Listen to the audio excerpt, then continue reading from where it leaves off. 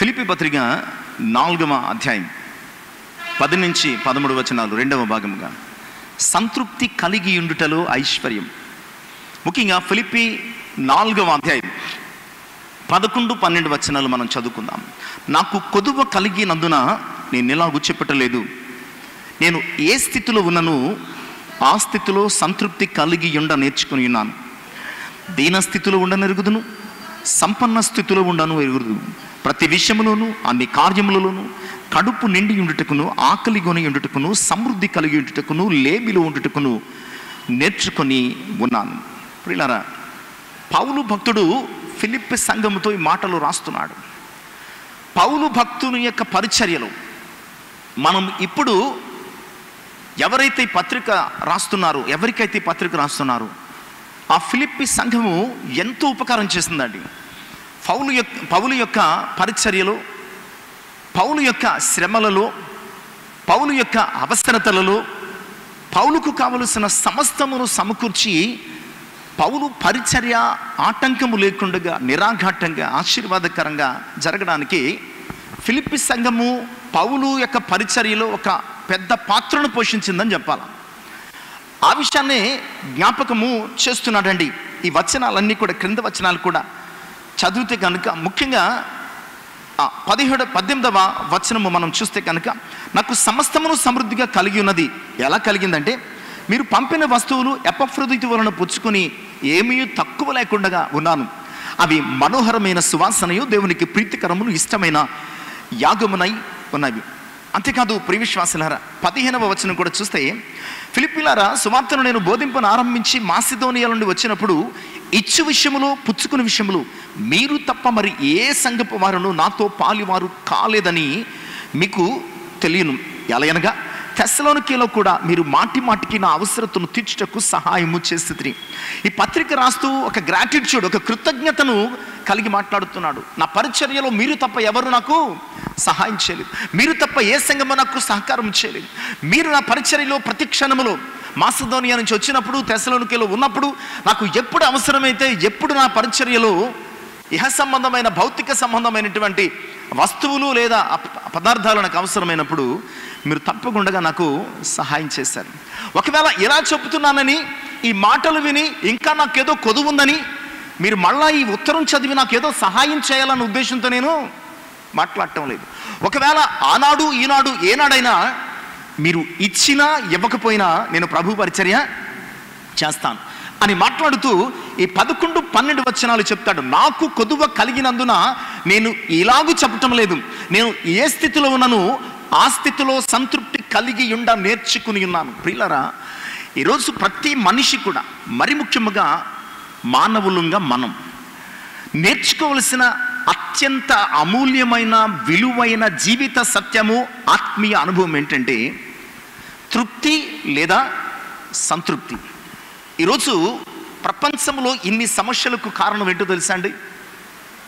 ప్రపంచంలో ఇన్ని విపత్తులకు కారణం మనిషికి పొసగకపోవడానికి, ఓ సంఘానికి ఇంకో సంఘానికి పొసగకపోవడానికి, ఒక సమాజానికి ఇంకొక సమాజానికి కుదరకపోవడానికి, ఒక రాష్ట్రానికి ఇంకొక రాష్ట్రానికి, ఒక దేశానికి ఇంకొక దేశానికి సమాధానము కానీ సత్సంబంధాలు కానీ ఇలాంటివి లేకపోవడానికి కారణం ఏమిటయ్యా అంటే తృప్తి లేకపోవడం. తృప్తి లేకపోవడం. దేవుడు అనుగ్రహించిన దానిని బట్టి, దేవుడు ఇచ్చిన దానిని బట్టి, దేవుడు చూపిన కృపను బట్టి ఏ మనిషి కూడా తృప్తి కలిగి ఉండటం లేదు. ఈరోజు తృప్తి లేని కారణం చేత భూమి యొక్క అంతర్భాగాలలోనికి మనిషి వెళ్ళిపోతున్నాడు. ఇంకా ఏదో శోధించాలి, కనిపెట్టాలి. ఇది ఎలా ఉందంటే ప్రియులారా, భూమి యొక్క అంతర్భాగాలలోనికి వెళ్ళిపోతున్నటువంటి మానవుడు తృప్తి లేనటువంటి జీవితంతో ఏం చేసుకున్నాడో తెలుసా అండి? తన కాళ్ళ కింద ఉన్నటువంటి నేలను తానే తవ్వుకుంటున్నాడు. ఈ విషయం ఎప్పటికీ చాలా వరకు తెలుస్తుంది. కొన్నేళ్ళు పోయిన తర్వాత మనము నెట్ట నిలువున అగాధ సముద్రాలలో కూరుకుపోతామండి.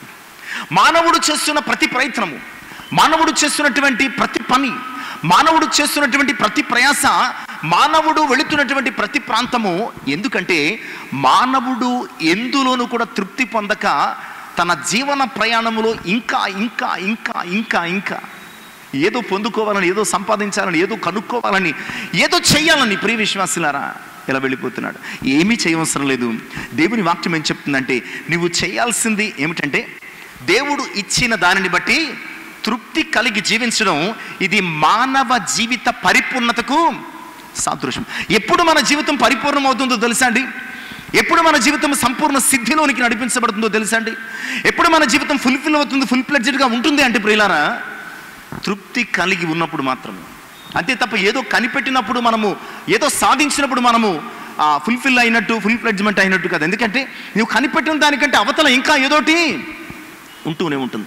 కనుక మనం చేయాల్సిన ప్రాముఖ్యమైన విషయం ఏంటంటే, దేవుడు మనకిచ్చిన దానిని బట్టి తృప్తి కలిగి జీవించాలి. తొలినాళ్లలో అలాగే జీవించారండి.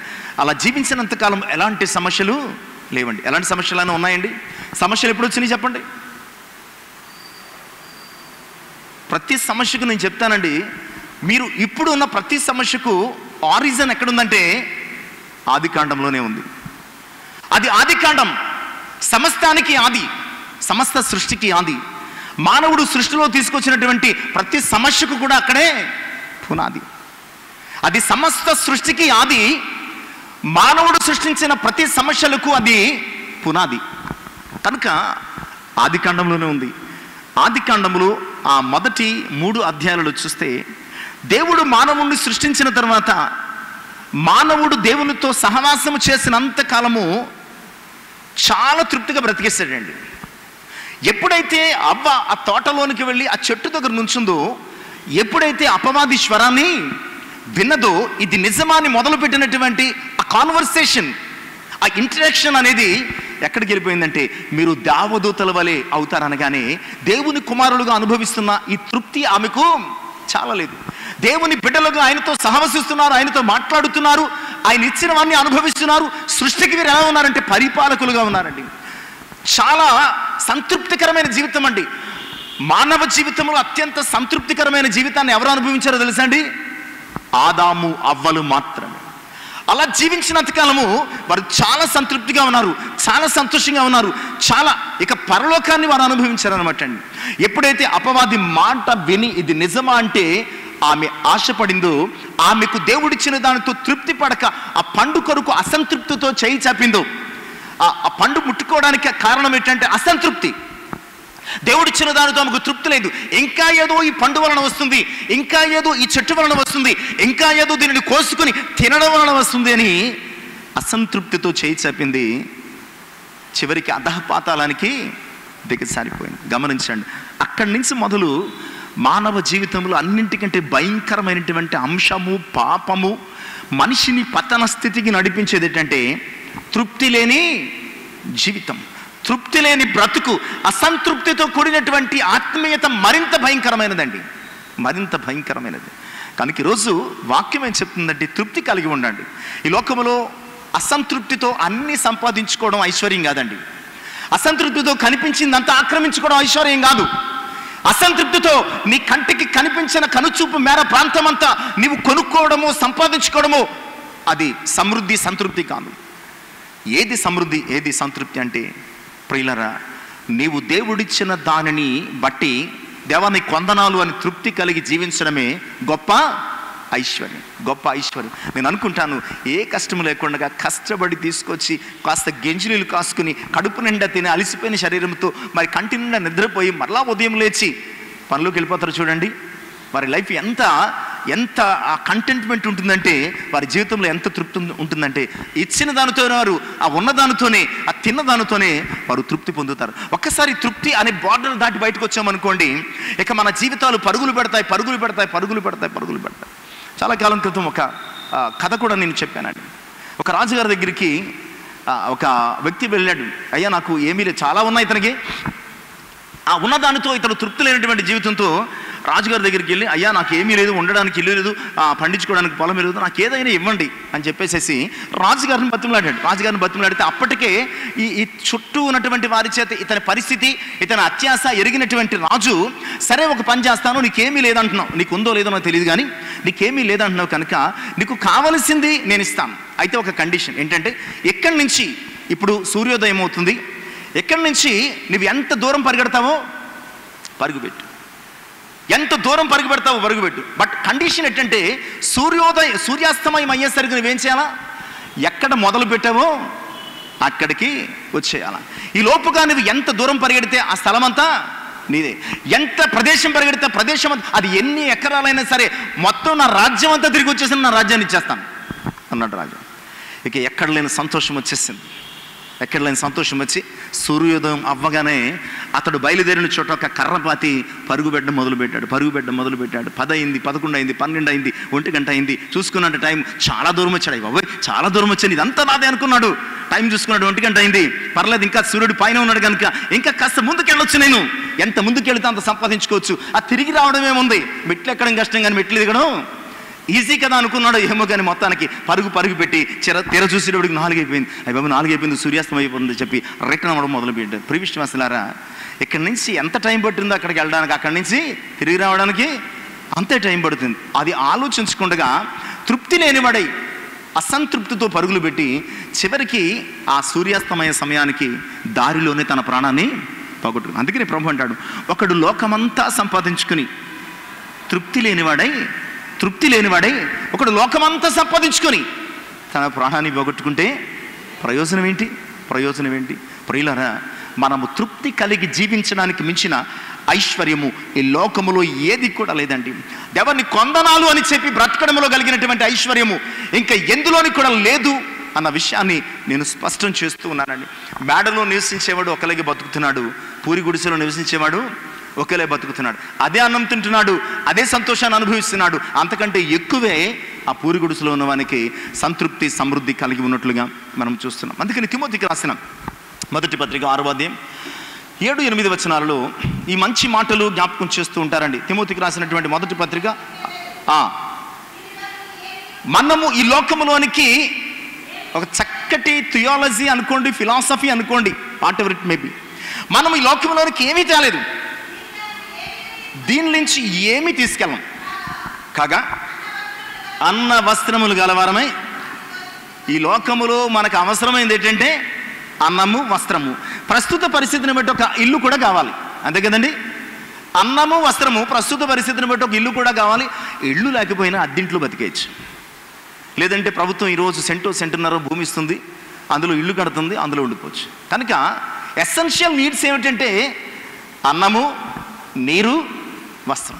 ఈ 3 ఏమంటాడంటే మనం ఈ లోకంలోనికి ఏమీ తేలేదు, ఈ లోకంలోంచి ఏమీ పట్టుకెళ్ళం. ఈ వేదాంతం మనకు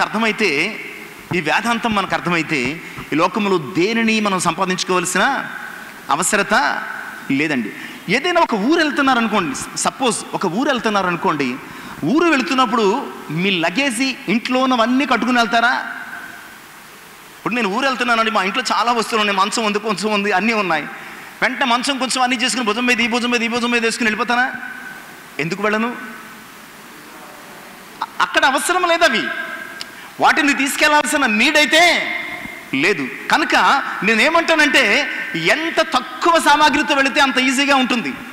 ఎక్కడికైనా ఊరు వెళితే 2-3 సూట్ కేసు సర్దితే ఉంటాను. నేను ఊరు వెళుతున్న మొదటి రోజు నుంచి, అప్పటి నుంచి మొదలెడతాను.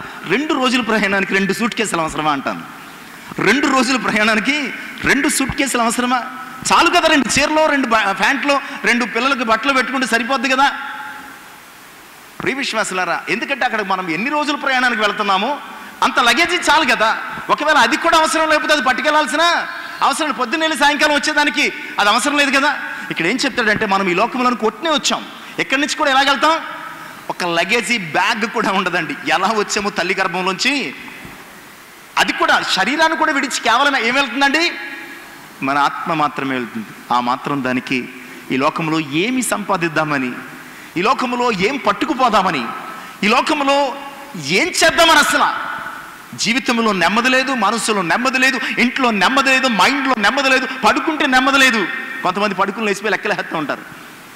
కొంతమంది నిద్రలో, చాలామందిని నేను చూశానండి, నిద్రలో పడుకుంటారు, సడన్గా లేచిపోయి లెక్కలు ఏంటంటే మధ్యాహ్నమో పొద్దున్నో ఏదో అవసరం వచ్చింది లెక్కలు వేసుకున్నాడు, ఆ లెక్కలు ఇంకా మైండ్లో ఉండిపోయినాయి, ఆ చెయ్యి ఆడేస్తుంది అంతే.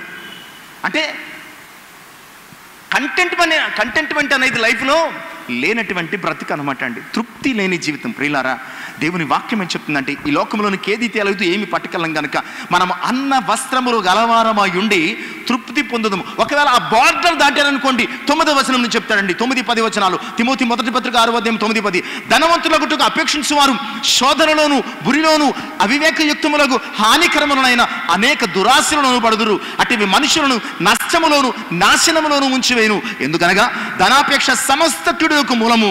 కొందరు దానిని ఆశించి విశ్వాసము నుండి తొలగిపోయి నానా బాధలతో తమను తామే పొడుచుకుని. ఎంత భయంకరమైన విషయాలు మాట్లాడుతున్నాడో తెలుసా అండి? నిజంగా మన జీవితంలో ఇంప్లిమెంట్ చేసుకుంటే గనక, ఈ విషయాలను అర్థం చేసుకుంటే గనక, తృప్తి అనేది ఎంత ఆశీర్వాదకరమో, సంతృప్తి అనేది ఎంత దీవెనకరమో, సంతృప్తి కలిగి ఉండడము ఎంత గొప్ప ఐశ్వర్యమో మనకు అర్థమవుతుందండి. అనవసరమైన ఆయాసం, అనవసరమైనటువంటి వేదన, నెమ్మది లేని స్థితి. పోనీ ఏమైనా సంపాదించుకుంటామండి, పోనీ 1 కోటి రూపాయలు సంపాదించుకున్నాం, తినుకో నిద్రాహారం మానేసేసి 50 ఏళ్ళు వచ్చేసరికి 1 కోటి రూపాయలు సంపాదించుకున్నాను. ఇప్పుడు అనుకుంటాను, అమ్మయ్యా ఇక నుంచి ఫుల్గా తినేయాలి. ఏమనుకుంటాను ఇప్పుడు? ఇక నుంచి ఫుల్గా ప్రతిరోజు బిర్యానీలు, మటన్లు, చికెన్లు అన్నీ తినేయాలి అని జాగ్రత్తగా వండుకుంటాను. ఈ లోపల నీరసం వచ్చి డాక్టర్ దగ్గరికి వెళ్తాను. డాక్టర్ ఏమంటాడంటే, మీకు బాగా స్ట్రెస్ ఎక్కువైపోయిన మూలని అనుకుంటానండి, షుగర్ 500 వచ్చేసింది అంటాడు. మీకు బాగా టెన్షన్ ఎక్కువైపోయిందండి, బీపీ 200 దాటిపోయింది అంటాడు. ఏమండి మీరు స్పైసీ ఫుడ్ తినకూడదు, చాలా గ్యాస్ట్రిక్ ట్రబుల్ ఉందండి మీకు. ఏమండి మీ యొక్క కిడ్నీ ఫంక్షనింగ్ ఏమైపోయింది? తగ్గిపోయింది. హార్డ్ ఫుడ్ తీసుకోవద్దు. 50 సంవత్సరాలు అంటే 20 సంవత్సరాల నుంచి మొదలు పెడితే 30 సంవత్సరాలు నిద్రాహారాలు మానేసేసి రాత్రనక పగలనక భార్య పిల్లలతో కూడా గడపకుండగా పరుగులు పెట్టి తీరా సుఖపడదామంటే సుఖపడడానికి షుగర్ ఊరుకోదు, బీపీ ఊరుకోదు, గ్యాస్ట్రైటిస్ ఊరుకోదు. ఇలాంటి రకరకాల సమస్యలు. ఇలాంటివి ఏమీ లేకుండా దేవుడు సుఖంగా బతకండి అయ్యా అని మనకు కావలసిన ఆహారం ఇచ్చాడు, మనకు కావలసిన పానీయం ఇచ్చాడు, మనకు కావలసిన వస్త్రాలు ఇచ్చాడు, మనకు కావలసిన ఇల్లు ఇచ్చాడు, గృహం ఇచ్చాడు, పిల్లలు ఇచ్చాడు. ఆకాశ పక్షులను చూడుడి, అవి విత్తము, వాటి ముఖాల్లో ఎప్పుడు అసంతృప్తి కనిపించదు. ఎందుకంటే అవి దేవుడిచ్చిన వాటితో తృప్తిగా బతికేస్తున్నాయి. మనం ఏంటంటే దేవుని ఆలోచనలకు మించి పరుగులు పెట్టి ఆయాసాన్ని, అనారోగ్యాలను మరి తెచ్చుకుంటున్నాం. కనుక చక్కగా తృప్తి కలిగి జీవించడం అంత గొప్ప ఐశ్వర్యము ఏమీ లేదు. ప్రసంగి అంటాడండి, 1వ అధ్యాయం 8వ వచనములు, ప్రసంగి గ్రంథము 1వ అధ్యాయం 8వ వచనం, త్వరగా చదువుకుందాం.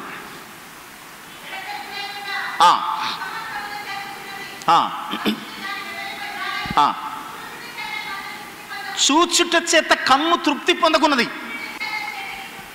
వినుట చేత చెవికి. అంటే మన పంచేంద్రియాలలో దేనికి తృప్తి లేదండి. మన పంచేంద్రియాలలో దేనికి తృప్తి లేదు. మన శరీరంలో ఏ అవయవానికి తృప్తి లేదండి. అందుకని ప్రియులారా అరిగిపోతానే తొందరగా. ఈరోజు ఒకప్పుడు కంటి చూపు ఎప్పటి వరకు ఉండేదండి? పూర్వీకులకైతే 60, 70, 80 అసలు స్పెట్స్ అనేవి నాకు చక్కగా కనిపిస్తుందమ్మా అనేది. ఇప్పుడు ఫ్రమ్ ద చైల్డ్హుడ్ 5 సంవత్సరాలకే స్పెట్స్, 10 సంవత్సరాలకే స్పెట్స్, 20 సంవత్సరాలకే స్పెట్స్. కారణం ఏంటంటే కంటికి తృప్తి లేక అరగొట్టేస్తున్నాం. ఆ టీవీలకేసి అరగొట్టేస్తున్నాం, ఈ కంప్యూటర్లకేసి అరగొట్టేస్తున్నాం, ఈ సెల్ ఫోన్లకేసి అరగొట్టేస్తున్నాం. ఇవన్నీ చాలా రోడ్డు మీద వెళ్తూ దీనికి వేసి అరగొట్టేస్తున్నాం అంతే. కళ్ళకేమి లేదండి ఇప్పుడు, రెస్ట్లెస్నెస్. ఎందుకంటే కళ్ళకు తృప్తి లేకుండా ఇంకా ఏదో చూడాలి, చూసి ఆ వెలుగు తట్టుకోలేక కళ్ళు పోతాయి. ఎందుకంటే ఇప్పుడు కనిపెట్టినటువంటి సెల్ ఫోన్, కంప్యూటర్లు ఎక్కువ చూస్తేనటండి ఇప్పుడు స్పెట్స్ ఎందుకు పడుతున్నాయంటే అవి ఎక్కువ చూడడం వల్లటువంటి ఆ లైట్ రెటీనా మీద పడి దాని లైఫ్ టైం ఏమైపోతుందండి, క్వాలిటీ తగ్గిపోతుందండి. అదే తృప్తి కలిగి ఉన్నాం అనుకోండి, కళ్ళు బాగుంటాయి, ఒళ్ళు బాగుంటుంది. అలాగే మన నోరుకు కూడా తృప్తి లేదండి. నోరుకు కూడా ఏమి లేదండి, తృప్తి లేదు. తిండం మొదలు పెట్టాం. ఈరోజేమో మటన్ బిర్యానీ తిన్నాం, రేపొద్దున చికెన్ బిర్యానీ తిన్నాం, రేపొద్దున ప్రాన్స్ బిర్యానీ తింటాం. ఇలా తృప్తి లేకుండా తిని నోరుకు తృప్తి లేకపోవడం వల్ల కడుపు ఏమైపోతుంది, డస్ట్బిన్ అయిపోతుందండి. కడుపులో తిన్నది అరక్కపోతేనటండి, ఏ టైంలో తిన్నది ఆ టైంలో అరక్కపోతే నెక్స్ట్ మధ్యాహ్నానికి వచ్చేసరికి అదేమవుతుందో తెలుసా అండి, భయంకరంగా మీరు కుళ్ళిపోయినటువంటి అన్నాన్ని తీసుకెళ్ళి డస్ట్బిన్లో వేసేసి సాయంకాలం వరకు అలా ఉంచితే ఎలా ఉంటుంది, అది దానిలో మిథేన్ గ్యాస్ ఫామ్ అయిపోయి పులుపు వాసన కొట్టి భయంకరంగా ఉంటుందండి. ఎక్సెస్ తింటే తృప్తి లేకుండా ఎక్సెస్ తింటే కడుపు ఏమవుతుందండి, అలా ఉంటుంది. అప్పుడప్పుడు పులి తేనుపులు అని వస్తాయి కదండి. అంటే పులి తేనుపులు అంటే లోపల కుళ్ళిపోయిన తేనుపులు అనమాట అండి. లోపల బయటకు పులి తేనుపులు కానీ లోపల ఏం తేనుపులు, ఇయ్యి కుళ్ళిపోయినటువంటి పదార్థం యొక్క తేనుపులు. దీనికి కారణం ఏంటో తెలుసా అండి, తృప్తి లేక లిమిట్గా తిని మధ్యాహ్నం తినొచ్చు కదా, ఎవడబట్టిపోతాడు ఇంట్లోది. సాయంకాలం తినొచ్చు కదా, పోనీ ఈ పూటకి కావాల్సిందే తెచ్చుకోవచ్చు కదా. కంటికి తృప్తి లేదు, నోటికి తృప్తి లేదు, చెవికి తృప్తి లేదు. ఏ మాట అయినా చెవులో పడ్డదనుకోండి, ఇంక అక్కడి నుంచి ప్రతి ఒక్కరికి చెవి ఇచ్చేస్తాం. చెవు అరిగిపోయినా పర్లేదు కానీ, చెవి అరిగిపోయినా పర్లేదు కానీ, అలా ఇస్తూనే ఉంటాం ప్రియులారా. దేనికి తృప్తి లేదు, మనసుకు తృప్తి లేదు, చెవికి తృప్తి లేదు, కంటికి తృప్తి లేదు, కాలుకు తృప్తి లేదు, చెయ్యికి తృప్తి లేదు, మనిషికి తృప్తి లేదండి. అందుకనే ఈరోజు దేవుని యొక్క మహాదైశ్వర్యాన్ని పోగొట్టుకుని మనిషి నెమ్మది లేని, సుఖము లేని, సంతోషం లేనటువంటి జీవితానికి వెళ్ళిపోతున్నాడు అండి. సామెతల గ్రంథము 27వ అధ్యాయం 20వ వచనం. సామెతల గ్రంథం 27వ అధ్యాయము 20వ వచనం చూద్దామండి. పాతాళమునకు అగాధ కూపమునకును తృప్తి కానేరదు, అలాగే నరుల దృష్టి మనిషి చూపుకి ఎప్పుడు తృప్తి ఉండదటండి. కనిపించిందల్లా కావాలి. ఎంత దూరము మనిషి చూస్తాడో అంత దూరము మనిషికి ఏం చేయాలండి, కావాలి. వీడికి ఓపికన్నా లేకపోయినా, పరిగెట్టగలిగిన పరిగెట్టకపోయినా అది కావాలి, ఇది కావాలి, ఏదో కావాలి. ప్రివిశ్వాసుల చివరిగా పోయిన తర్వాత పట్టుకెళ్ళేది ఏది కూడా లేదు. శరీరం కూడా కుళ్ళిపోతుంది. ఈరోజు గమనించండి ప్రియులారా, వాక్యం ఏం చెప్తుందంటే, పౌలు భక్తుల ద్వారా, పరిశుద్ధాత్మ ద్వారా మనకు నేర్పిస్తున్న పాఠం ఏంటంటే, మీరు దేవుడు ఇచ్చిన దానితో హ్యాపీగా బతికేయండి. దేవుడు ఇచ్చిన దానితో హ్యాపీగా బతకండి. ఇది లేదు, అది లేదు, ఇది రాదు, అది రాదు కాదు. ఈరోజు ఇచ్చిన దానితో దేవానికి వందనాలు. ఆకాశ పక్షులు, అడవి జంతువులు ఏం చేస్తాయండి? వాటికి బ్యాంకులు ఉన్నాయా? వాటికి హౌసెస్ ఉన్నాయా? వాటికి ఏమైనా షాపింగ్ కాంప్లెక్సెస్ ఉన్నాయా? వాటికి ఫుడ్ కోర్ట్స్ ఉన్నాయా? లేదు. ఉదయం లెగుస్తాయి, వెళతాయి, వేటాడుకుంటాయి, కనిపించిన ఆహారం తింటాయి, హ్యాపీగా వస్తాయి, నిద్రపోతాయి. వాటి జీవితంలో ఎప్పుడు కూడా విచారము కనిపించదు. వాటి ముఖాలలో ఎప్పుడు కూడా దుఃఖము కనిపించదు. అవి ఎప్పుడు కూడా దేవుని కృపను బట్టి, దేవుడు అనుగ్రహించిన సంస్థను బట్టి సంతృప్తి కలిగి ఉంటాయండి. ఈరోజు మనం చదువుకున్నటువంటి మొదటి భాగంలో తృప్తి లేనటువంటి 4 విషయాల గురించి మాట్లాడతాడండి. ఈ మాటలు ఎవరు మాట్లాడుతున్నారండి? ఏమండి? అందుకనే ఒక టెక్స్ట్ చదివినప్పుడు, ఒక రెఫరెన్స్ చదివినప్పుడు, దాన్ని పుట్టుపూర్వోత్తరాలు అంటే మనము ఇప్పుడు చదువుకుంటున్నాం సామెతల గ్రంథం 30వ అధ్యాయం 15 నుంచి 16 వచనం, 2 వచనాలు. ఇది చదువుతున్నప్పుడు ఇది అర్థం కావాలంటే ఈ 2 వచనాలు చదివితే అర్థం కాదు. దీని ప్రారంభం చదవాలా, దీని ముగింపును మనం చదవాలండి. అప్పుడు దాని కాంటెక్స్ట్ ఏంటి, దాని యొక్క ఉన్నటువంటి ఆ పరిస్థితులు ఏంటి, మనకి ఎంతో కొంత అర్థం అవ్వడానికి వీలవుతాయి. మనం ఏంటంటే జస్ట్ ఆ 1-2 వచనాలు చదివి అక్కడ వదిలేస్తామండి. దాని పుట్టుపూర్వోత్తరాలు తెలియవు, దాని అర్థం తెలియదు, ఎందుకు మాట్లాడుతున్నాడో కూడా తెలియదు. ఇక్కడ ఎవరు రాశారంటే యాకే కుమారుడైనటువంటి ఆగూరు పలికినటువంటి మాటలు. అతడు ఇత్తియేలు ఒక్కాలనుకును చెప్పినటువంటి మాటలు. ఏ మాటలు అంటే చాలా మాటలు ఉన్నాయి, కానీ అందులో మనము 15-16 వచనాలు మనకు సంబంధించినటువంటి కొన్ని విషయాలు ఇక్కడ చాలా ఉన్నాయండి. మనకు అంటే తృప్తి లేని వ్యక్తులకు సంబంధించినటువంటి విషయాలు. ఇక్కడ ఏమంటాడంటే, ఫస్ట్ ఆఫ్ ఆల్ హెడ్డింగ్ ఏం పెడతాడంటే, జలగకు ఇమ్ము అను 2 కూతుళ్ళు గలవు. జలగకు కూతుళ్ళు ఉన్నాయటండి. జలగకు 2 కూతుళ్ళే ఉన్నాయి. మనకి ఎన్ని కూతుళ్ళు ఉన్నాయో తెలియదు. జలగకు 2 కూతుళ్ళే ఉన్నాయండి. ఈ కూతుళ్ళు ఏమంటాయటండి, ఇమ్ము. సాధారణంగా మనకున్న సమాజంలో ఏంటంటే, కూతురు ఎప్పుడు చూసినా ఇచ్చినా ఇంకా చాలదు, ఇమ్ము అని పుట్టింటి నుంచి పట్టుకెళ్ళిపోతారట. ఇప్పుడు మరి అలాగ ఉన్నారో లేదో తెలియదు, కానీ ప్రియులరా ఇక్కడ జలగను గురించి మాట్లాడుతున్నాడు. జలగకు ఇమ్ము అని 2 కూతుళ్ళు గలమాట. ఏంటి 2 కూతుళ్ళు? అది పీల్చుకోవడానికి ఉపయోగించే 2 కూరలు అనమాట. జలగకు పీల్చుకోవడానికి 2 కూరలు ఉంటాయండి. వాటి ద్వారా అది పీల్చుకోవడం మొదలు పెడుతుందండి. ప్రియులరా, జలగ ఒక్కసారి టచ్ చేస్తే 5 నుంచి 10 ml బ్లడ్ తీసేసుకుంటుందటండి. మనకి దృష్టికి అది చాలా తక్కువ. 5 నుంచి 10 ml అంటే చాలా తక్కువ, కానీ దాని ఆకారానికి 10 రెట్లు ఎక్కువటండి. అది జలగ తన ఆకారానికి మించి 10 రెట్లు ఎక్కువ బ్లడ్ తీసుకుంటుంది. ఒక 5 to 10 ml అంటే మనకి చాలా తక్కువ. బట్ ఏంటంటే జలగ యొక్క ఆకారంతో మనం పోల్చుకుంటే కనుకండి, అది తన ఆకారం కంటే, తన బరువు కంటే, తన స్వరూపం కంటే 10 times ఎక్కువ పీల్చేసుకుంటుందట అండి. ఇది ఫస్ట్ టైం మాత్రమే. అలా ఎన్నిసార్లు అయినా అది పీల్చుకోగలదు. ఇది తృప్తి లేని జీవితాన్ని గురించి మాట్లాడతాడు. అది ఎన్నిసార్లు మనిషి దొరికినా రక్తం పీల్చుకోవడానికి ఎక్కడ వెనుకాడదు. అలా పట్టుకుని ఉండిపోతుంది. మళ్ళీ అది అరిగిపోయిన తర్వాత మళ్ళీ పిలుస్తుంది, మళ్ళీ అరిగిపోయిన తర్వాత మళ్ళీ పిలుస్తుంది. చిన్నప్పుడు అనేవారు జలగ ఒకసారి పట్టుకుంటే వదలదట్టండి. అందుకని అనేవారు పిల్లలు ఏడుస్తుంటే జలగలగ వీడు వదలడండి వీడు అనేవారు. అంటే పట్టుకుంటే వదలదట. మళ్ళీ దానికి ఏదో ఐటమ్స్ వేయాలండి, ముగ్గో కిరసనాలో ఏదో దాని మీద వేస్తే వదులుతుంది అనేవారు పూర్వకాలం పెద్దలు. ఏదైనా సరే జలగ ఎలా ఉంటుందంటే తృప్తి లేని జీవితం. ఎంత తాగినా తృప్తి లేనటువంటి జీవితం. అలా మాట్లాడుతూ ఒక 4 విషయాలు ఆ వచనాలు చెప్తాడు. ఆ వచనాలు చదువుకుందామండి. తృప్తి పడనివి 3 కలవు, చాలును అని పలుకున్నవి 4 కలవు. ఇది ఆనాటి ఈ పొయట్రీ రాసినటువంటి సిస్టమ్ అనమాట అండి. ఒక్కసారి 4 అని చెప్పచ్చు, కానీ అది పొయట్రీ రిథం అనమాట అండి. తృప్తి పడనివి 3 కలవు, చాలు అననివి 4. ఒక రైమింగ్ అంతే అండి. అంతకు మించి మొదట 3 అన్నాడు అండి, తర్వాత 4 అన్నాడు, మొత్తం 7 అనకండి. అది ఒక ఆనాటి పొయిట్రీ యొక్క రైమింగ్ అనమాట అండి. తృప్తి పడనివి 3 కలవు, చాలు అననివి 4 కలవు. అవి ఏంటి 4ని? 1 పాతాళము, 2 కనని గర్భము, 3 నీరు చాలును అనని భూమి, చాలును అనని అగ్ని. ఈ 4 దీనికి ఉన్న కామన్ సిమిలర్ ఫీచర్ ఏంటంటే ఈ 4 కూడా ఎప్పుడు చాలు అనమాట అండి. ఇక్కడ పాతాళం అంటే ఇంగ్లీష్ బైబిల్లో ఏం ట్రాన్స్లేట్ చేసినట్టు గ్రేవ్ అన్నాడండి. గ్రేవ్ అంటే సమాధి. గ్రేవ్ అంటే సమాధి. కానీ హిబ్రూ మూలాలు మనం చూడగలిగితే కనుక షియోల్, SHOEL, షియోల్. ప్రియులరా, ఈ షియోల్ అన్నటువంటి మాటకు అర్థం ఏంటంటే ఎండ్లెస్ పిట్ అనమాట అండి. అంటే అంతము లేనటువంటి, ముగింపు లేనటువంటి గొయ్యి. ఈరోజు పాతాళమునకు తృప్తి కలగదు, నిజమేనండి. భూమి పుట్టినది మొదలుకుని ఇప్పటి వరకు చాలామంది చచ్చిపోయారు, చాలా జంతువులు చచ్చిపోయాయి. ఇవన్నీ ఎక్కడున్నాయి? ఎంతమంది చచ్చిపోతున్నా ఈ సమాధి ఏం చేస్తుందండి? ఈ భూమి ఏం చేస్తుంది? ఈ పాతాళం ఏం చేస్తుందండి? ఎంతమంది చచ్చిపోయినా దానిలో కప్పెట్టేసుకుంటుంది.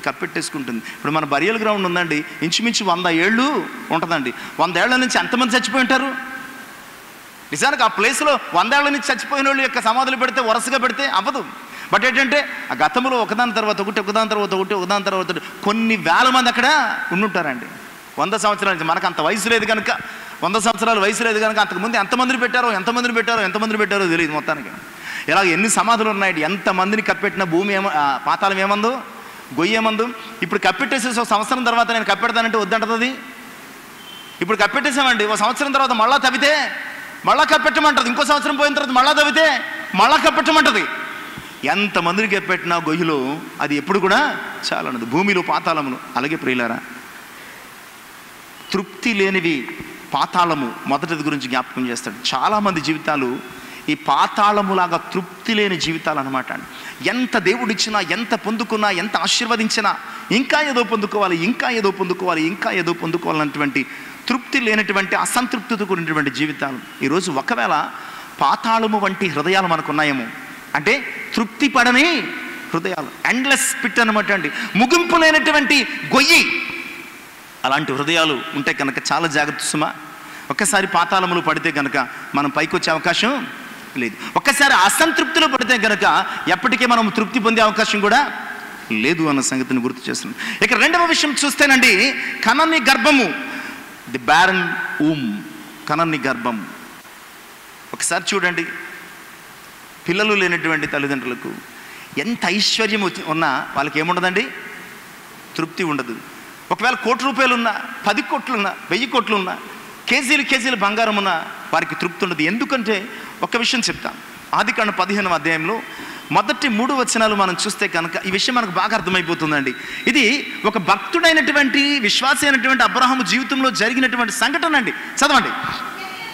ఇవి జరిగిన తర్వాత యెహోవా వాక్యం అబ్రహామునకు దర్శనమందు వచ్చి, అబ్రహాము భయపడకుము, నేను నీకు కేడము, నీ బహుమానము అత్యధికమగునని చెప్పాను. అందుకు అబ్రహాము, ప్రభు అయిన యెహోవా నాకు ఏమిచ్చినానేమి. చూసారండి, అబ్రహామును దేవుడు అప్పటికే చాలా విషయాలు ఆశీర్వదించాడు. అబ్రహాం అంటున్నాడు, అయ్యా అత్యధికం అవుతుంది బహుమానం అంటున్నావు, కేడుము నువ్వే అంటున్నావు, ఆశీర్వదించాను అంటున్నావు. నిజమే, నాకు చాలా ఆస్తుంది, నాకు చాలా సంపద ఉంది. ఆ కాలంలో అబ్రహాము చాలా గొప్ప ధనవంతుడటండి, చాలా రిచ్ మ్యాన్. ఏమిచ్చిన సుఖమేముందయ్యా, నాకు పిల్లలు లేరు అన్నాడు. అంటే అన్నీ ఉన్నాయి కానీ అబ్రహాములో ఒక అసంతృప్తి ఉంది. ఏ అసంతృప్తి అది? పిల్లలేని. ఇక్కడ ఏం చెప్తున్నాడంటే కనని గర్భం, నీకు ఎన్ని ఉన్నా సరే పిల్లలు లేకపోతే అది తృప్తి అనిపించదు. అంటే ఊరికనే కంపారిజన్, పోలిక చెప్తున్నాడు అంతే. అసంతృప్తి అనేది ఎలా ఉంటుందో మన యొక్క డైలీ లైఫ్లో ఉన్నటువంటి అంశాల ద్వారా జ్ఞాపకం చేస్తున్నాడు. ఇక థర్డ్ వన్ ఏంటంటే నీరు చాలు అన్నటువంటి భూమి. జలప్రళయ కాలము మొదలుకొని ఇప్పటి వరకు ఎన్ని వర్షాలు కురుస్తుంటాయి, ఎన్ని జలప్రళయాలు వచ్చుంటాయి, ఎన్ని తుఫానులు వచ్చుంటాయి, ఎన్ని ఉప్పెనలు వచ్చుంటాయి. ప్రియ విశ్వాసులారా, ఇక చాలు, నేను ఈ జలప్రళయాన్ని భరించలేను ఎప్పుడన్నా భూమి అందా? నోవహు కాలం మొదలుకొని ఈ భూమి మీద ఎన్ని నీళ్ళు వేసినా ఇంకిపోయాయా లేదా? లేదంటే ఇంకిపోకుండా భూమి ఏమన్నా మునిగిపోయిందా? ఇప్పటి వరకు ఎన్ని ఉప్పెనలు వచ్చినా, ఎన్ని తుఫానులు వచ్చినా, ఎన్ని జలప్రళయాలు వచ్చినా, ఎన్ని వరదలు వచ్చినా ప్రియులారా, ఆ నీటిని తనలో ఇముడ్చుకోవడానికి భూమి ఎప్పుడు కూడా ఇక నేను చెయ్యలేను, ఈ పని చెయ్యలేను అని అనుకోలేదు. ఎంత నీరైనా తాగేస్తుంది ప్రియులారా. అసంతృప్తి కలిగిన జీవితాలు కూడా ఎలాగైనట్టండి, ఎంత ఇచ్చినా దేవుడు 1 కోటి రూపాయలు ఇచ్చాడు అనుకుంటాడట. 1 కోటి రూపాయలు ఇచ్చాడు, చాలా వందనాలు ప్రభా. ఈ కోటిని తన ప్రయత్నంతోనైనా ఒక్కదానితో 2 దానితో తృప్తి పడే అవకాశం లేదండి. వచ్చే కొద్ది ఏమంటాడంటే ఇంకా కావాలి, ఇంకా కావాలి, ఇంకా కావాలి, ఇంకా కావాలి. చనిపోయే వరకు కావాలనే జీవితం. ఆ తర్వాత 4వ విషయం, 4th వన్ ఏమంటాడంటే చాలును అన్నని అగ్ని. ఓ పేపర్ పట్టుకున్నారండి, దాన్ని అగ్గిపొలతో ముట్టించాలి. నీవు ఆర్పితే తప్ప సగం పేపర్ కాల్చి ఇక నేను కాల్చలేనని అగ్ని ఎప్పుడన్నా అందా? సగం పేపర్ కాల్చి అగ్గి ఇక నేను కాల్చలేను అని ఎప్పుడన్నా అందా? నువ్వు ఆపితే తప్ప అగ్ని ఎప్పుడు కూడా చాలు అనదు. అది కార్చిచ్చులాగా తగలబడిపోతూ ఉంటుందండి. చూడండి, అటు ఆస్ట్రేలియా లేదా అమెరికా దేశాల వైపు చూస్తే కార్చిచ్చు అని రగిలిపోతుందండి. ఈ వేసవికాలం వచ్చేసరికి అక్కడ ఉన్నటువంటి చాలా రెల్లుగడ్డి, జమ్ముగడ్డి ఎండిపోయి ఉంటుందండి. ఎండిపోయి ఉండి ఎందుకో ఎక్కడో గొర్రెల కాపరులు ఏదో ఒక చిన్న అగ్గి ముట్టిని వదిలేస్తారు, అక్కడి నుంచి అది తగలడిపోతూ ఉంటుందండి. ప్రియులరా, ఒకసారి కార్చిచ్చు ఆపడానికి కొన్ని కోట్లు తగలేస్తారండి ఆ ప్రాంతపు వారు. హెలికాప్టర్లతో వాటర్ స్ప్రే చేసి దానిని ఆర్పడానికి ఎన్నో రోజులు, కొన్ని నెలలు కూడా పట్టిన రోజులు ఉన్నాయండి. బలవంతంగా ఆపితే తప్ప ఒక్కసారి అగ్ని తగలబడితే అది ఇక చాలు అనే ప్రసక్తి. అసంతృప్తి ఏమంటాడంటే తృప్తి లేకపోవడం నీ జీవితంలో అగ్గిలాంటిది, నేను దహించేస్తుంది. తృప్తి లేకపోవడం అనేది అది ఒక వరద ప్రవాహం లాంటిది, నిన్ను ముంచి పడేస్తుంది. తృప్తి లేకపోవడం అనేది ఒక కణాన్ని గర్భము వంటిది, ఎన్నిచ్చినా అవన్నీ కూడా ప్రక్కన దిగుదుడిపే. తృప్తి లేకపోవడం, అసంతృప్తి అనేది పాతాళము వంటిది, అది నిన్ను మృంగేసే వరకు ఊరుకోదు. కనుక ఇలాంటి భయంకరమైనటువంటి అసంతృప్తిని విడిచిపెట్టి మనము తృప్తి కలిగి జీవించడానికి సిద్ధపడదు. ఒక అద్భుతమైన మాట ప్రసంగి గ్రంథంలో అంటాడండి, 6వ అధ్యాయం 9వ వచనం. 6వ అధ్యాయం 9వ వచనం. మనస్సున అడియాసలు కలిగి తిరుగులాడుట కన్నా ఎదుట ఉన్న దానిని అనుభవించుట ఎంత గొప్ప మాట అండి, ఎంత వేదాంతము, ఎంత అద్భుతమైనటువంటి ఆత్మీయ సిద్ధాంతం అండి ఇది. వెరీ సింపుల్గా చెప్తాడండి. ఈ చెప్పినోడు డబ్బులేనుడు ఏం కాదు, చెప్పినోడు తన తరములో అంతకంటే ధనవంతుడు ఎవరు కూడా లేరు. చెప్పినోడు అటు ఇటు చూస్తే ఎప్పటి వరకు అంతటి జ్ఞానవంతుడు లేడు, అంతటి గొప్పడు చెప్తున్నాడండి, అంతా అనుభవించి ఫైనల్గా చెప్తున్నాడండి. ఈ ప్రసంగి గ్రంథం రాయడానికి కారణం ఏంటంటే అతడు చాలా చూసేశాడు, ఫైనల్గా అతనికి అర్థమైంది ఏంటంటే అంతా వ్యర్థమని అర్థమైంది. లోకంలో అన్ని రకాలైనటువంటి పరిస్థితులు అనుభవించాడు, అన్ని రకాలైనటువంటి పరిస్థితులు చూసేశాడు. ఎన్ని చూశాడంటే మనం చెప్పలేమండి, ఎందుకంటే దేవుడు అంత జ్ఞానం ఇచ్చాడండి. అన్నీ చూసేసిన తర్వాత, అనుభవించిన తర్వాత ఫైనల్గా ఒక గ్రంథం రాద్దాం అనుకున్నాడు. ఈరోజు మనం దేని కొరకైతే ప్రయాసపడుతున్నామో, దేని కొరకైతే పరుగులు పెడతామో వాటన్నిటిని గురించి రాస్తూ ఫైనల్గా ఏమన్నాడంటే వేస్ట్ రా అబ్బాయి అన్నాడు. ఇటు ఇంతకాలం సంపాదించి, ఇంత ప్రయాసపడి, ఇంత చెమటోడ్చి సంపాదిస్తే వేస్ట్ అంటాడేటి? నీకంటే సీనియర్ ఆయన. ఈరోజు నీ ఫిలాసఫీ కంటే ఆయన ఫిలాసఫీ చాలా ఎక్కువ, నీ థియాలజీ కంటే ఆయన థియాలజీ చాలా ఎక్కువ. నీవు కలిగి ఉన్నటువంటి జ్ఞానం కంటే ఆయన చాలా జ్ఞానవంతుడు. అంత జ్ఞానవంతుడు చెప్తున్నాడు, అన్నీ అనుభవించేసి చివరికి జీరో అయిపోయాడండి. అన్నీ అనుభవించేసి చివరికి జీరో అయిపోయి మనతో చెప్తున్నాడు, వేస్ట్ రా అబ్బాయి అన్నాడు. ఏది ముఖ్యమండి మరి వేస్ట్ అంటే ఏది లేదా అంటే ప్రసంగి గ్రంథంలో 13వ అధ్యాయమా 12వ అధ్యాయం 13వ వచనంలో అంటాడండి, ఇదంతా విన్న తర్వాత తేలిన ఫలితార్థం ఇదే, దేవుని యందు భయభక్తులు కలిగి ఆయన కట్టడలను అనుసరించి నడుచుచుండవలను. మానవ కోటికి ఇది ఏ విధి, ఓన్లీ వన్ కమాండ్మెంట్, ఒకే విధి ఉందటండి. అదేంటంటే దేవుని యందు భయభక్తులు కలిగి ఉండు. ఇది చాలంతే, ఇది చాలంతే. ఇది జ్ఞాని అయిన సొలొమోను చెప్తున్నాడు. ప్రియులారా, మనకి ఫోర్డ్ అనే కార్ల కంపెనీ తెలుసు. కార్ల కంపెనీలో ఫోర్డ్ అనేది తెలుసు కదండి. ఈ ఫోర్డ్ అనే కార్ల కంపెనీ నుంచి ప్రతి 57 సెకండ్లకి ఒక కారు వస్తుందటండి. ఎంత పెద్ద కంపెనీ ఆలోచించండి. ప్రతి 57 సెకండ్లకి, నిమిషాలకు కూడా కాదండి, ఆ మ్యానుఫ్యాక్చరింగ్, ఆ అసెంబ్లింగ్, ఆ బెల్ట్ మీద ప్రతి 57 సెకండ్లకి ఒక కారు పడిపోతుంది, బయటకు వచ్చేసి ఒక కారు పడిపోతుంది. చాలా పెద్ద కంపెనీ ఫోర్డ్ కార్ల కంపెనీ.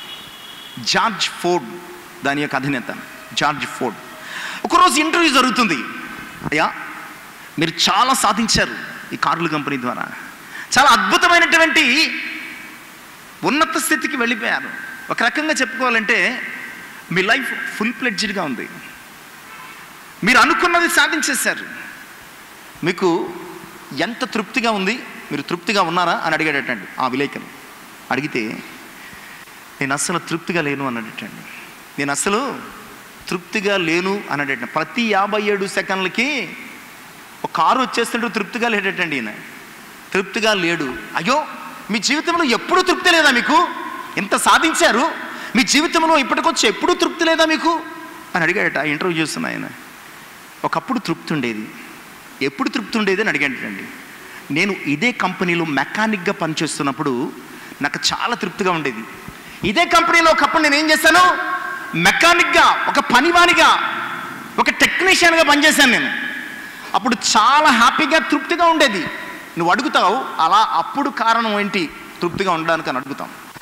అప్పుడు నేను డ్యూటీకి వస్తే నాకు 8 అవర్స్ డ్యూటీ. మార్నింగ్ షిఫ్ట్ వస్తే 6కి వస్తే 2కి దిగిపోయేవాడిని.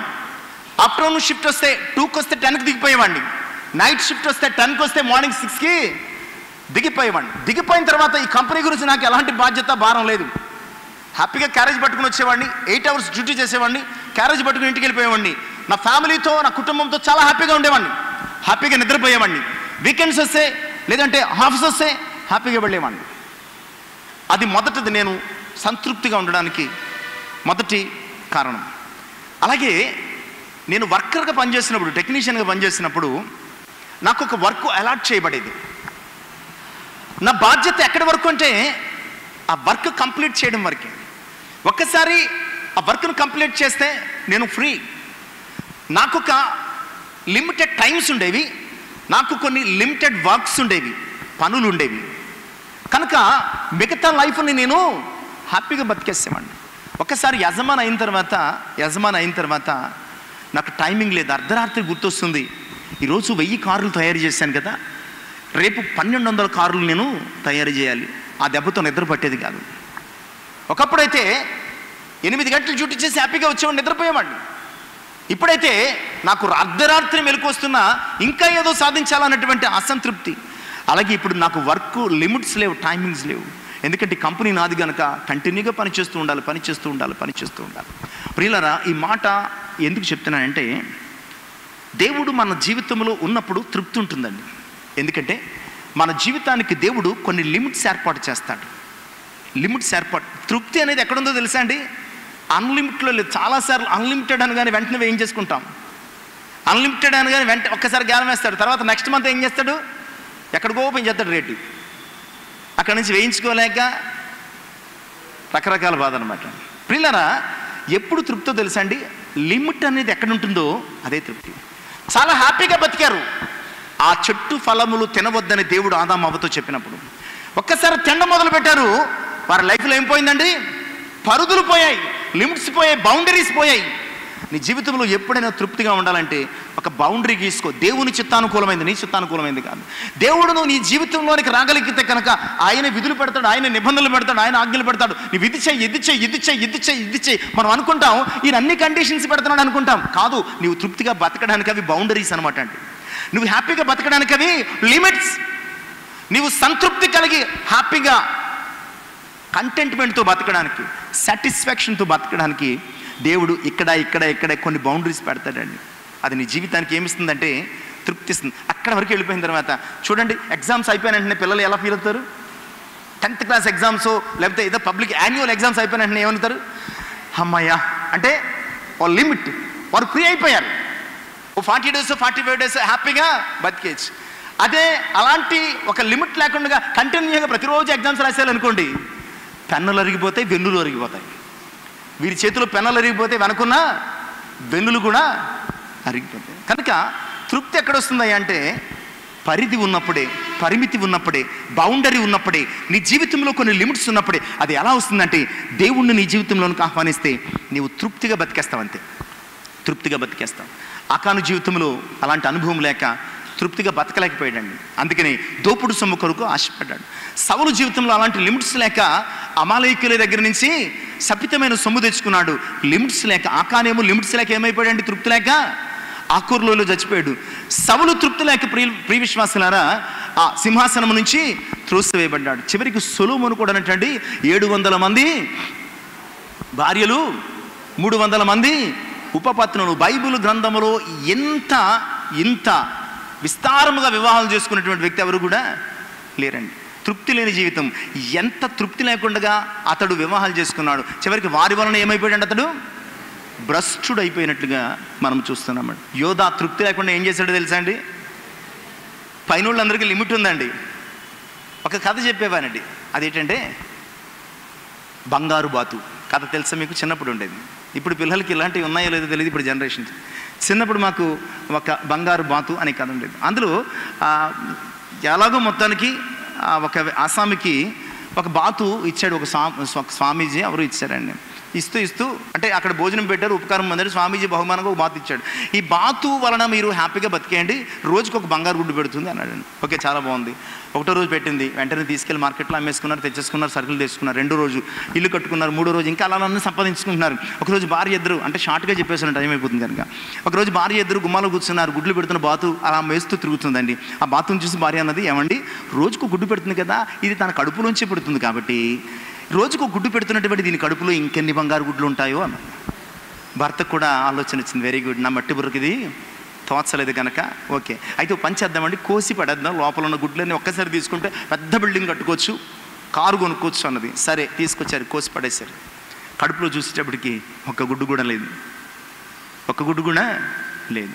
ఎందుకంటే దేవుని వరము నీకేం కావాలో ఒక లిమిట్ ఇస్తుంది. దేవుని వరం ఎలా ఉంటుందంటే నీకేం కావాలో అదే ఇస్తుంది, యాక్సెస్ అనేది నీకు ఇవ్వదు. నువ్వేమి అవసరత కలిగి ఉన్నావు అదే ఇస్తుంది. వీరికి రోజుకొక బంగారు గుట్టు లిమిట్. ఆశపడితే అది హామ్ఫట్ అనమాట అండి. ఆశపడితే ఏమవుతుంది? అయిపోతుంది. మన జీవితంలో కూడా లిమిట్ అనేది మెయింటైన్ చేస్తే, పరిమితి దేవుడు ఇచ్చిన దానితో తృప్తి కలిగి బ్రతకడం నేర్చుకుంటే కనుక మనం చాలా హ్యాపీగా ఉంటాం. సంఖ్యాకాండం 11వ అధ్యాయం 32, 33, 34 వచనాలు చూస్తే వారు మాంసం అడిగారండి. ఏమడిగారండి బాబా? మాంసం అడిగారు వాళ్ళు. మేము ఐగుప్తు దేశంలో అత్యన్నం ఇత్తనం, ఇక్కడ మాకు ఉల్లిగడ్డలు అయ్యి తప్ప ఇంకేమీ లేవు కనుక మాకు మాంసం కావాలంటే మరి సనుగుల మీద దేవుడు ఏం చేశాడంటే తూర్పు గాలి విసరజేసి ఆ విస్తారమైనటువంటి పూరీలను తీసుకొచ్చాడు. ఎవరికి కావాల్సింది వాడు ఏరుకున్నాను. వీళ్ళు ఏం చేశారంటే ఒక్కసారి మాంసం చూడగానే ఏం చేశారు? ఎక్కబడిపోయారండి. తక్కువ కూర్చుకున్నాడు. ఎంత కూర్చుకున్నట్టండి? 100 తూములు. వాళ్ళ లెక్క ఇప్పుడు నేను వెయ్యలేక మానేశాను, గస్తమా అటు చెప్పడం దేనికి. తక్కువ కూర్చుకున్నవాడు 100 తూములు ఎన్ని కేజీలు కూర్చుకుని ఉంటాడో.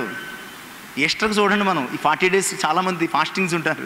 ఈ 40 days చాలామంది నీసు తినకుండా ఉంటారు. ఈ 40 days చాలామంది ఇవన్నీ వదిలేస్తారు. ఇక ఈస్టర్ రోజున చూడండి, ఏ కొట్టు దగ్గర చూసినా మనోళ్ళే, ఏ కొట్టు దగ్గర చూసినా, ఏ మటన్ షాప్ దగ్గర చూసినా, ఏ చికెన్ షాప్ దగ్గర చూసినా, ఏ చేపల మార్కెట్లో చూసినా మనోళ్ళే ఎగ్గబడి కొంటారనమాట అండి. కారణం ఏంటంటే కరువు.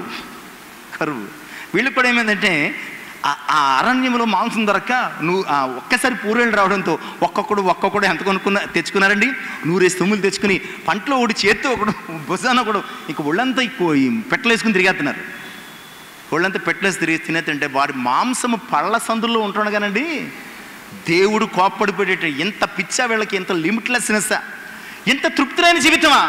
నేను ఇవ్వనా? ఏ రోజు మన్నా ఆ రోజు కురిపిస్తున్నప్పుడు ఏ రోజు మాంసం ఆ రోజు ఇవ్వనా? ఇన్ని సంవత్సరాలు అరణ్యంలో పోషించిన దేవుణ్ణి ప్రతి దినము కావలసినటువంటి మాంసాన్ని మీకు ఇవ్వనా?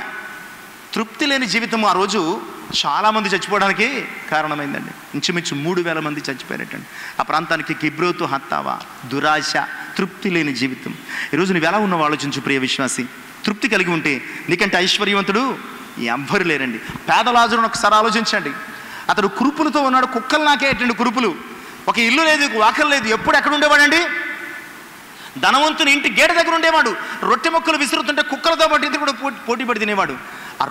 ఒక రోజు రొట్టె ముక్క విసిరితేనట్టండి, ఆ రొట్టె ముక్క కుక్కలతో పోటీ పడి దాన్ని అందుకుని నోట్లో పెట్టుకుని తిని దేవానికి వందనాలని వాడు. తృప్తి అంటే ఇదనమాట అండి. తృప్తి అంటే మేడలో బతకడము, లేదంటే కావలసిన బతకడము కాదు. నీ పేదరికంలో దేవుడిచ్చిన దానిని బట్టి దేవానికి వందనాలు అని చెప్పడం, నీ కష్ట సమయంలో దేవుని సహాయం చూస్తూ దేవానికి వందనాలు అని చెప్పడం, మండుటెండ ఒక నీటి చుక్క నీ నోట్లో పెడితే దేవానికి వందనాలు, ఈ చుక్క ఇచ్చినందుకు.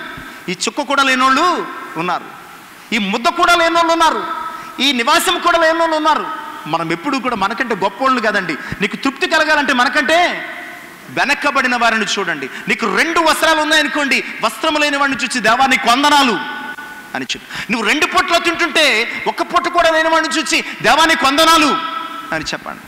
నువ్వు కారులో వెళుతుంటే నడిచి వెళ్ళేవాడిని చూసి దేవానికి వందనాలయ్యా. అంతే తప్ప విమానం కావాలని కోరుకోకు. దేవుడు కావాలంటే నీకు ఇస్తాడంతే.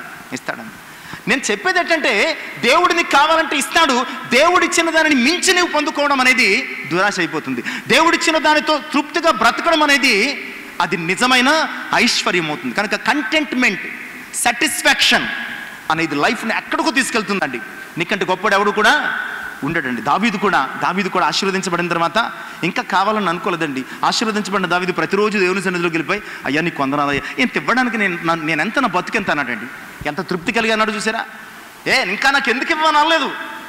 అంత పొందుకున్న తర్వాత దేవుని మందిరంలోకి వెళ్ళి, అయ్యా నీకు వందనాలయ్యా, గొర్రెలు మేపుకుని నన్ను తీసుకొచ్చి సింహాసనాన్ని ఎక్కించావు, ఎంతగా నన్ను ఆశీర్వదించడానికి నా బతికెంత అయ్యా అన్నాడు. ఇది తృప్తి అంటే. ప్రియులారా, ఇంకొక వ్యక్తి, ఆ యోబు గ్రంథం మనం చూస్తే 1వ అధ్యాయం 21వ వచనం, యెహోవా ఇచ్చెను. తృప్తి ఎలా ఉంటుందో తెలుసా అండి? ఇచ్చినప్పుడు కాదు, పోయినప్పుడు నిలబడేదే తృప్తి అనమాట అండి. ఇచ్చినప్పుడు ఎవడైనా తృప్తి పడతాడు. నాకు అస్సలు ఒక వస్త్రం కూడా లేదనుకోండి, ఒక వస్త్రం వచ్చింది అనుకోండి, అమ్మాయి హ్యాపీ అనుకుంటాం. ఆ వస్త్రం తీసేసినప్పుడు కలిగేది నిజమైన తృప్తి అండి. యోబు ఏం చేస్తాడో తెలుసా? యెహోవా ఇచ్చెను, యెహోవా తీసుకున్నాడు, యెహోవా నామమునకు. ఆ శ్రమకాలంలో కూడా అండి యోబు చాలా హ్యాపీగా బతికాడండి, తృప్తి కలిగి బతికాడండి. ఆస్తులు పోయినప్పుడు, అంతస్తులు పోయినప్పుడు, బిడ్డలు పోయినప్పుడు, ఆరోగ్యం పోయినప్పుడు, భార్య విడిచి వెళ్ళిపోయినప్పుడు, లోకమంతా తనని విడిచి వెళ్ళిపోయినప్పుడు యోబు యెహోవా ఇచ్చెను, ఇది తృప్తి అంటే. దేవుడు ఇచ్చినప్పుడు మాత్రమే కాదు, కొన్నిసార్లు ఇవ్వనప్పుడు కూడా దేవానికి వందనాలు. ఇలాంటి జీవితమైన ఇచ్చినందుకు నీకు స్తోత్రాలని చెప్పాలి. అబ్రహాం కూడా చాలా తృప్తి కలిగి జీవించాడండి. మనం ఇందాక ఈ ఆస్తి ఎవరికి పోతుంది అన్న విషయంలో తప్ప అన్ని విషయాల్లో కూడా అబ్రహాం తృప్తి కలిగి జీవించాడు. లేకపోతే ఎక్కడ హ్యాపీగా బతుకుతున్న అబ్రహాం తీసుకొచ్చి అడవుల్లో అక్కడ కూడా వేసుకో, అక్కడ ఉండి ఇక్కడ ఉండు అని చెప్పడం ఎంత కష్టమండి. దేవుడు ఎక్కడ ఉండమంటే అక్కడ ఉన్నాడు. చివరికి పిల్ల ఉండమంటే పిల్లోడిని ఇచ్చాడు. ఫైనల్గా ఏమన్నాడంటే యెహోవా ఈరే అన్నాడండి. యెహోవా ఈరే, దేవుడే చూసుకుంటాడు. తృప్తి అనేది ఏంటో తెలుసా? తృప్తికి డెఫినేషన్ ఏంటో తెలుసా? నీ జీవితంలో ఏదున్నా లేకపోయినా దేవుడే చూసుకుంటాడు. ఇది తృప్తికి ఒక స్థాయి డెఫినేషన్ అనమాట అండి. కనుక అబ్రహాం వలె దేవుడే చూసుకుంటాడు అన్నటువంటి అనుభవంలోనికి మనం నడిపించబడగలిగితే అది ఎంతో ఆశీర్వాదం. తృప్తి అంటే ఇంకొక వ్యక్తిని కూడా చూస్తానండి. హబక్కు గ్రంథం 3వ అధ్యాయం 17 నుంచి 19 వచనం. ఈ తృప్తిని అసలు మనం ఈ స్థాయికి వెళ్ళలేమేమో. ఆ ఊళ్ళో ఉన్నట్టండి ఇతనికి అంజూరపు చెట్లు ఉన్నాయటండి, ద్రాక్ష చెట్లు ఉన్నాయట, ఒలివ చెట్లు ఉన్నాయట, పశువులు ఉన్నాయట, గొర్రెలు ఉన్నాయట, చేను ఉందటండి. ఒక్కటి పంట రాలేదటండి. ఆ ఏడాదో లేదంటే ఆ కాలంలోనూ ఇన్ని వ్యవసాయ పరిస్థితులు ఉన్నప్పటికీ ఈ భక్తునికి ఒక్క పంట కూడా రాలేదట. అంజూరపు పంట రాలేదు, ఒలివ పంట రాలేదు, ద్రాక్షల పంట రాలేదు, పొలములో పంట రాలేదు, గొర్రెలు లేవు, పశువులు లేవు, అన్నీ పోయాయి. 0 క్షామము తాండవించేస్తుంది. అలాంటి పరిస్థితుల్లో అంటున్నాడు, నేను యెహోవా యందు తృప్తి అంటే తృప్తి అంటే నీవు కలిగి ఉన్నటువంటి వస్తువులను బట్టి కాదు, నీవు కలిగి ఉన్నటువంటి భౌతికపరమైన అంశాలను బట్టి కాదు, నిన్ను కలిగిన వానిగా చేయగలిగిన దేవుణ్ణి బట్టి తృప్తి ఉండాలండి. శూన్యము నుంచి సమస్త సృష్టిని చేసిన దేవుడు నీ శూన్యమైన బ్రతుకులు అద్భుతాలు చేయలేడా? నీ నిరాశాపూరితమైన జీవితంలో నిన్ను అత్యధికంగా ఆశీర్వదించలేడా? అన్నీ పోగొట్టుకున్న నిన్ను అందరికంటే గనునిగా చేయలేడా? ఈరోజు తృప్తి అనేది దేవా నీవు నాకున్నావు, అందుకనే మనం 73వ సంకీర్తనలో చూస్తాం కదండి, ఆకాశమందు నీవు తప్ప నాకు ఎవరున్నారు, నీ ఉండగా ఈ లోకంలోనిది నాకేది అక్కర్లేదు, ఏది అక్కర్లేదు అన్న సంగతిని జ్ఞాపకం చేస్తాడు. కనుక ప్రియులారా, ఈరోజు మనం నేర్చుకోవాల్సింది ఏంటంటే దేవుణ్ణి కలిగి ఉండడం తృప్తి, దేవుడు ఇచ్చిన దానిని కలిగి ఉండడం మహాతృప్తి. దానితో ఈ లోకంలో జీవించడం ఎంతకంటే గొప్ప తృప్తి ఏమీ కూడా లేదు. కనుక మనము తృప్తి కలిగి ఉండాల్సింది. 145వ సంకీర్తన 16వ చరణంలో అంటాడండి, సర్వజీవుల కనులు నీ వైపు చూస్తున్నాయి, తగిన కాలమందు నీ గుప్పులను విప్పి ప్రతి జీవి కోరికను తృప్తిపరుస్తున్నా. నీకేది అవసరమో ఆయనకు తెలుసు, ఆయన గుప్పులు విప్పి నేను తృప్తిపరచగలిగిన దేవుడు. చివరిగా ఒక రాజు తన సైనికుల యొక్క స్వార్థాన్ని లేదా రాజు ద్వారా పొందుకుంటున్నటువంటి ఆ జీతము, ఆ ఫెసిలిటీస్లో ఎంతవరకు తృప్తి పడుతున్నారు, ఎలా బ్రతుకుతున్నారు అని టెస్ట్ చేయడానికి ఒక 4 సైనికులు పిలిచారండి. 4 సైనికులను పిలిచి వారికి గజం పొడవు ఉన్నటువంటి చెక్క గరిటెలు వారి చేతికి ఇచ్చి ఆ చేతిలో ఉన్నటువంటి గరిటెలను ఒక తాడుతో కట్టేశాడు. అంటే ఇప్పుడు నేను గరిటె ఎలా వదిలేయగలను, అదే కట్టేస్తే వదలలేను, అలాగే ఉంటుందని ఇచ్చాను. ఒక పెద్ద పాత్రలో రుచికరమైన పాయసాన్ని వండి పోశారు. ఈ 4 4 వైపులా కూర్చోబెట్టి ఇప్పుడు మీరు ఆ కట్టు విప్పకుండా ఆ గరిటెతో పాయసాన్ని మీరు తాగండి అన్నాడట. గజం అంటే పొడుగుంది, చెయ్యేమో ఇంకో గజం ఉంది, వాడు పాయసాలు ముంచుతున్నారు. ఎలా తీసుకొచ్చినాడు, ఈ పక్కో పోతుంది, ఎందుకంటే బాగా పొడుగుంది కదా. మన ఆశలు ఇలాగే ఉంటాయి, మన ఆశలు ఇలాగే ఉంటాయి. గజం పొడుగంటే ఇదో గజం, అదో గజం చూసుకోండి, 2 గజాలు అక్కడంటే ఇలా రావట్లేదు, ఇది మళ్ళీ ముంచుతున్నాడు, ఉడికిపోతుంది, మళ్ళీ ఇలా తీసుకొస్తున్నాడు, ఇలా రావట్లేదు. చాలాసేపు ఇదే ప్రయత్నం చేస్తున్నారు. రాజు వారిని చూసి నవ్వి, ఈసారి అలా కాదు కానీ మీరు ఒకడికొకడు తినిపించుకోండి అన్నాడు. మీరు ఒకడికొకడు తినిపించుకోండి అన్నాడు. అప్పుడు ఈజీగా పాత్రలో ఉన్నటువంటి దానిని తీసి ఎదుటోడికి పెట్టాడు, ఎదుటోడు వీడికి పెట్టాడు, వాడు వీడికి పెట్టాడు, పాత్రలో ఉన్నదంతా హ్యాపీగా తినేశారు. తృప్తి అంటే ప్రియ విశ్వాసులారా, ఎదుటోడుకు ఉన్నది నాకు కావాలనుకోవడం కాదు. నీవు ఎదుటోడికి ఎప్పుడైతే నీ యొక్క జీవితంలో షేర్ చేసుకుంటావు, నీ జీవితంలో ఉన్నవి ఎదుటోడితో పంచుకుంటావు, అది నీకు గొప్ప తృప్తిని కలుగు చేస్తుంది. వీరే తినాలి అని స్వార్థంతో ఆలోచించినంతసేపు వీరు కడుపు నిండలేదు. ఎదుటోడికి పెట్టాలి అని ఎప్పుడైతే ప్రయత్నించారో వీడు ఎదుటోడికి పెట్టాడు, ఎదుటోడు వీడికి పెట్టాడు, వీడు వాడికి పెట్టాడు, వాడు వీడికి పెట్టాడు, 4 హ్యాపీగా తిన్నారు. తృప్తి అంటే షేరింగ్. తృప్తి అంటే షేరింగ్. నాకు మాత్రమే కావాలి అనుకోవడం కాదు, కానీ నాకున్నది ఇతరులతో పంచుకోవడంలో తృప్తి ఉంది. అప్పుడు వారు కూడా మనతో పంచుకుంటారు. కనుక దేవుడు తన ప్రియకుమారుని మనతో పంచుకుని మనకు ఇంత సమృద్ధిని, సంతృప్తిని ఇచ్చాడు. మనకున్న ఈ ఆశీర్వాదాలు, ఈ రక్షణ అనుభవాలు ఇతరులతో పంచుకొని మనం కూడా తృప్తి కలిగిన వరంగా దేవుని సన్నిధిలో మరి ఆయన రాకలో నిలిచి ఉండడానికి సిద్ధపడాలని జ్ఞాపకం చేస్తుంది. అట్టి తృప్తిని కలిగి బ్రతకడానికి దేవుని సన్నిధిలో ప్రయత్నించాలని కూడా మరి తెలియజేస్తూ కొద్ది మాటలు ముగిస్తున్నాను. ఈ మాటలు మన జీవితంలో దేవుడు అనుగ్రహించి తృప్తిని పొంది బ్రతుకులాగిన సహాయం చేయను ఆమెను ప్రార్థన చేసుకుందాం. పరిశుద్ధ వందనములు, గొప్ప దేవ స్తోత్రాలు. ఇంతవరకు మాతో మాట్లాడు. నిజమే ప్రభువా, తృప్తి లేని జీవితాలు జీవిస్తున్నాం. చిన్నపిల్లలు మొదలుకొని పెద్దవారి వరకు ఎటు చూసినా తృప్తి లేదు. ఎంత ఇచ్చినా, ఎంత పొందుకున్నా, ఎంత సంపాదించుకున్నా, అయ్యా ఎంత బ్యాలెన్స్ ఉంచుకున్నా ప్రభా, ఇంకా తృప్తి లేని జీవితాలు చివరికి అనుభవించకుండానే మా ప్రాణాలు ఈ లోకమును విడిచి వెళ్ళిపోతున్నాయి. అయ్యా ఎదుట ఉన్న దానిని అనుభవించడమే తృప్తి అంటున్నారు. మీరు ఇచ్చిన దాని యందు సంతోషించడమే తృప్తి అంటున్నారు. అయ్యా మీరు ఇచ్చిన దానిని ఇతరులతో పంచుకోవడమే తృప్తి అంటున్నారు. ఇలా తృప్తిని గురించి ఎన్నో విషయాలు చెప్పారు. అయ్యా తమకున్న దాని నుంచి తృప్తి పడిన భక్తుల జీవితాలను కూడా మీరు మాకు వివరించండి. ఈరోజు మేము తృప్తి కలిగి ఉండడానికి సహాయం చేయండి, తృప్తి కలిగి బ్రతకడానికి సహాయం చేయండి. తృప్తితోనైనా మీ సన్నిధిలో ఉండడానికి మీరు ఇచ్చిన ప్రతిదానిని బట్టి దేవానికి వందనాలు. అని మేము మిమ్మల్ని స్తుతించి మా హృదయంలో ఉన్న ఆయన తృప్తి పడడానికి మీ కృపను దయచేయండి. విన్న వాక్యం మా హృదయంలో ఫలింపచేసి నిజమైన సంతృప్తి కలిగినటువంటి వ్యక్తులుగా, భక్తులుగా మమ్మల్ని మలచమని, సమస్త మహిమ ఘనత ప్రభావం మీరు పొందమని యేసు నామమున ప్రార్థించి వినయపూర్వకంగా అడిగి వేడుకొంచున్నాను తండ్రి. ఆమేన్. దేవునికి మహిమ కలుగును గాక. దేవుని కృపను బట్టి